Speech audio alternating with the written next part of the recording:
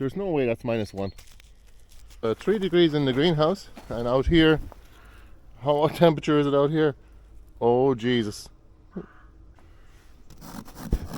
Yep, that's frozen. How are you doing? I'm Martin from Gardens for Life. In this video we're going to take a look at the garden and see what it looks like after a fairly major frost here. We had temperatures of probably -4 or 5. I don't believe for a second what they said in the forecast on Met Éireann.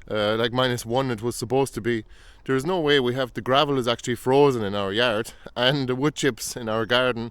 So let's go and take a look, and I'll take you along. Well, that was the second major frost last night, and the ochas are down. And so are the mashuas and the yacons.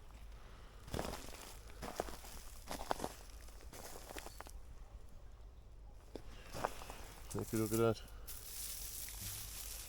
Well, they definitely won't grow anymore now, so we might as well dig them up. Although we could have done so before the frost, but I think they'll be okay. Usually ochas are fairly frost hardy. Look what it is. Hi Robin. How are you doing? Robin. We've got a lot of robins here, actually in all of our gardens. Look at that, all completely frozen. The ground is crunchy. Under the willow arches it's not as frozen as out in the open.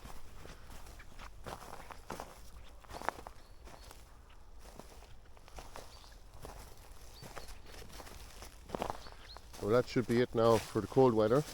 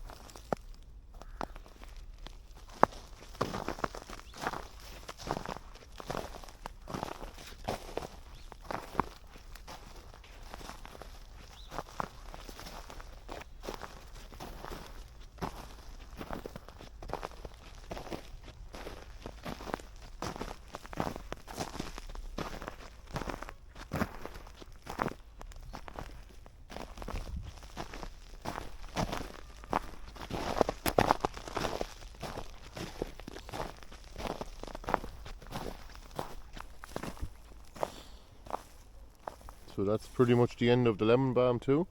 I could have harvested it, but we just have way too much of it this year to manage, which I suppose is a good problem to have.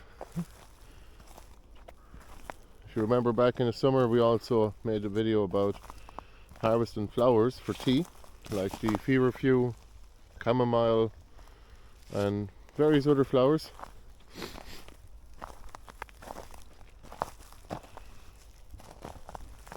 Great mullein is completely frozen, but it'll come back next year.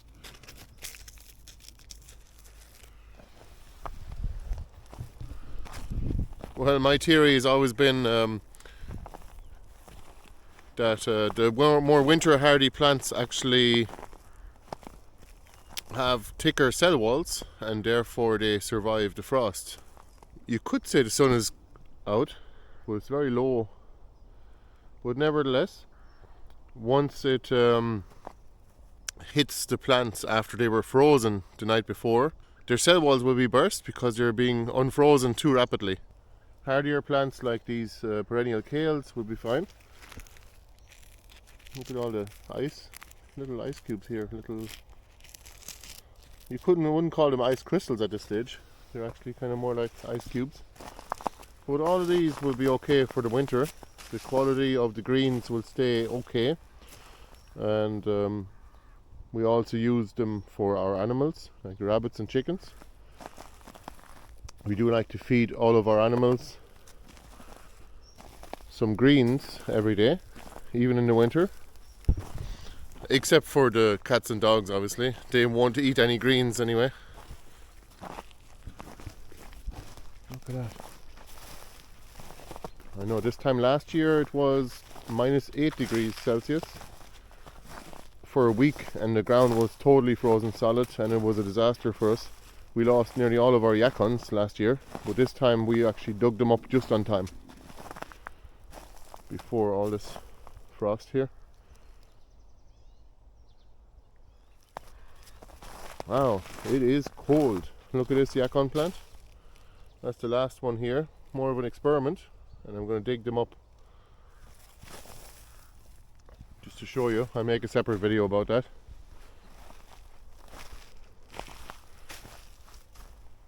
What you can see here, let me just show you this. Oh yeah, look at these black magic. They're similar to Nero de Toscana, just a different type with bigger leaves. Look at that. Under the trees there is no frost. Isn't that funny? How even the trees without the leaves on protect the ground. But out here in the open we've got some serious frost.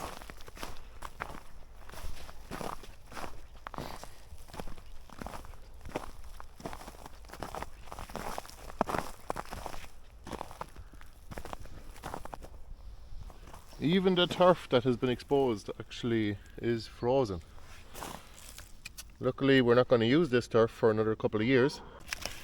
So we've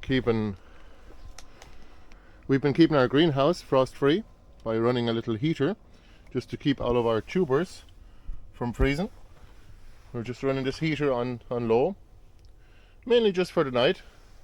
We only had to do it for a couple of nights while it was really cold. And all of our kiwis and figs and grapes have definitely gone dormant now, although somehow the goji berries are still hanging in there. They seem to become evergreen once your greenhouse doesn't get too cold in the winter.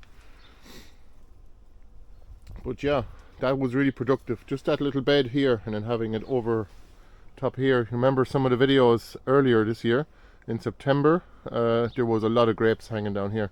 And also we had a lot of figs from this one fig tree as well.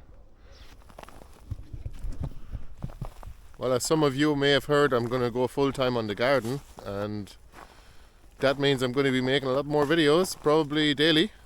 I'm thinking probably 5 videos a week, because there is a lot to say and there is a lot of adventures in the garden, a lot of things to talk about. So if you're not yet on our email list, please get on over there and consider becoming a member of our Gardens for Life support community. We highly appreciate any support we can get from you, and we really appreciate all of you that are already supporting us. You can also get perennial vegetables and willow cuttings and all sorts of different other bits and pieces from our website. So take a look below, and I'll give you a little discount for the first week of December. I'll see you later. Bye bye.